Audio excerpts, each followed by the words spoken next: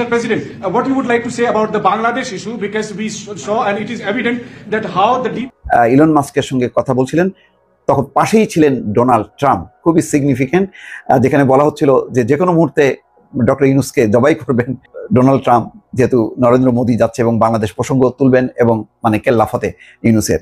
এমন একটা সময় সুখবর আসলো।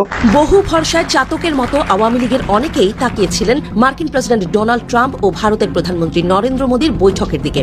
ভেবেছিলেন সমসাময়িক বাংলাদেশ বিষয়ে কোনো ওলট পালট ঘোষণা আসবে। দর্শক, বাংলাদেশের জন্য বড় সুখবর। ডক্টর মোহাম্মদ ইউনূস এক ফোনে যে কাজ করে দেখিয়েছেন, নরেন্দ্র মোদী যুক্তরাষ্ট্র গিয়ে ডোনাল্ড ট্রাম্পের সাথে বৈঠক করেও সে কাজ করতে পারেনি। বড় সুখবর পেয়েছেন। এই ভিডিওতে আপনাদেরকে দেখাবো ভারতের জন্য কি দুঃসংবাদ, এমনকি শেখ হাসিনার জন্য কি ভয়ানক দুঃসংবাদ। আলোচনা হয়েছে ডোনাল্ড ট্রাম্পের সাথে, সরাসরি এসব বিষয় নিয়ে আলোচনা করেছেন ভারতের প্রধানমন্ত্রী নরেন্দ্র মোদী।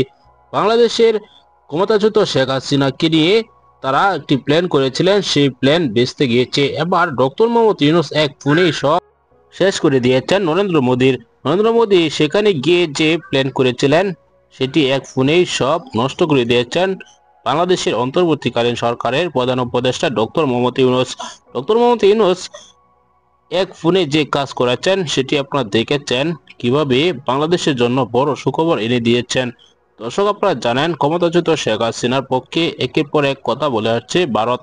এবার ডোনাল্ড ট্রাম্প সাফ জানিয়ে দিয়েছেন যে বাংলাদেশের বিষয় নিয়ে তিনি কোনো কথা বলতে চান না এখন।